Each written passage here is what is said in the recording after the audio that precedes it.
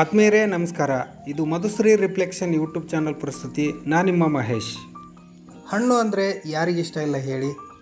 ಅದರಲ್ಲೂ ಮಾವಿನ ಹಣ್ಣು ಅಂದರೆ ಕೇಳಿದ್ರೇ ಪ್ರತಿಯೊಬ್ಬರಿಗೂ ಕೂಡ ಬಾಯಲ್ಲಿ ನೀರು ಬರುತ್ತೆ.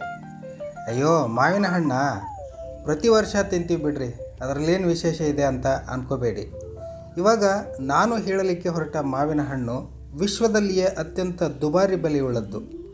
ಅದಕ್ಕಿಂತ ಮುಂಚೆ ದಯವಿಟ್ಟು ಮಧುಶ್ರೀ ರಿಫ್ಲೆಕ್ಷನ್ ಸಬ್ಸ್ಕ್ರೈಬ್ ಮಾಡಿಕೊಳ್ಳಿ. ಹಾಗೆಯೇ ಮುಂದಿನ ವಿಡಿಯೋ ನೋಟಿಫಿಕೇಷನ್ಗಾಗಿ ಪಕ್ಕದಲ್ಲಿರುವ ಬೆಲ್ ಐಕನನ್ನು ಒತ್ತಿ.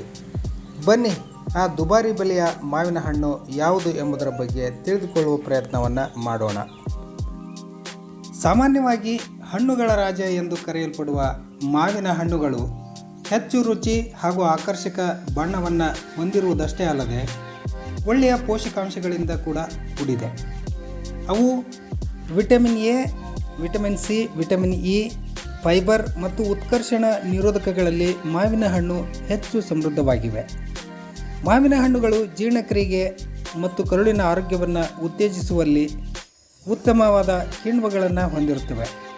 ಆದರೆ ಆರೋಗ್ಯದ ಮೇಲೆ ಅವುಗಳ ಪ್ರಭಾವದ ಬಗ್ಗೆ ತಪ್ಪು ಕಲ್ಪನೆಗಳು, ವಿಶೇಷವಾಗಿ ರಕ್ತದಲ್ಲಿನ ಸಕ್ಕರೆಯ ಮಟ್ಟಗಳು ಮತ್ತು ತೂಕ ಹೆಚ್ಚಾಗುವುದು ಗ್ರಾಹಕರಲ್ಲಿ ಕೆಲವು ಗೊಂದಲಕ್ಕೆ ಕಾರಣವಾಗಿದೆ.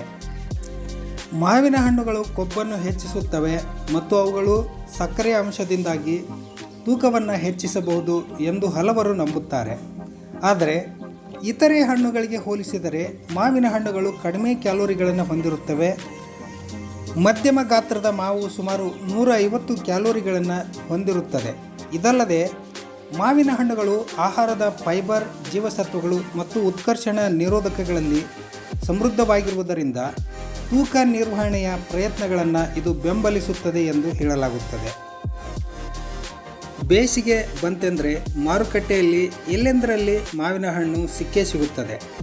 ಅದರ ವಾಸನೆ, ಬಣ್ಣವನ್ನು ನೋಡಿದರೆ ಎಂಥವರು ಕೂಡ ಮಾವಿನ ಹಣ್ಣನ್ನು ಖರೀದಿಸುತ್ತಾರೆ. ಮಾವಿನ ಹಣ್ಣಿಗೆ ಅಬ್ಬಬ್ಬ ಅಂದರೆ ಕೆಜಿಗೆ 200ರಿಂದ 300 ರೂಪಾಯಿ ದರ ಇರಬಹುದು.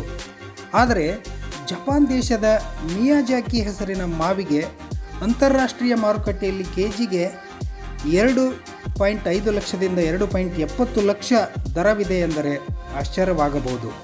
ಹೌದು, ಮಿಯಾಜಾಕಿ ಮಾವು ಸಾಮಾನ್ಯವಾಗಿ 350ರಿಂದ 900 ಗ್ರಾಂವರೆಗೆ ಬೆಳೆಯುತ್ತದೆ.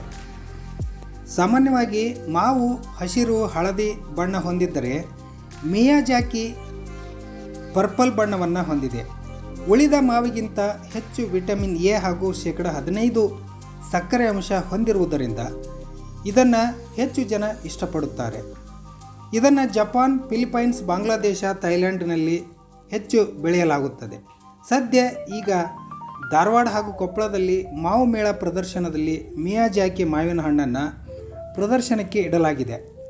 ಇದರ ದರವನ್ನು ಕೇಳಿಯೇ ಜನರು ಇದರ ಜೊತೆ ಫೋಟೋ ತೆಗೆಸಿಕೊಳ್ಳಲು ಜಮಾಯಿಸುತ್ತಿದ್ದಾರೆ. ಇದು ಸಾಮಾನ್ಯ ಜನರಿಗೆ ನೋಡಲಿಕ್ಕೆ ಮಾತ್ರ ಸಾಧ್ಯ, ಆದರೆ ಇದನ್ನು ತಿನ್ನಲು ಸಾಧ್ಯವಿಲ್ಲ ಎನ್ನುತ್ತಾರೆ ಸಾಮಾನ್ಯ ಜನರು. 400ಕ್ಕೂ ಹೆಚ್ಚು ಮಾವಿನ ತಳಿಗಳು ಲಭ್ಯವಿವೆ ಎಂದು ಹೇಳಲಾಗುತ್ತದೆ.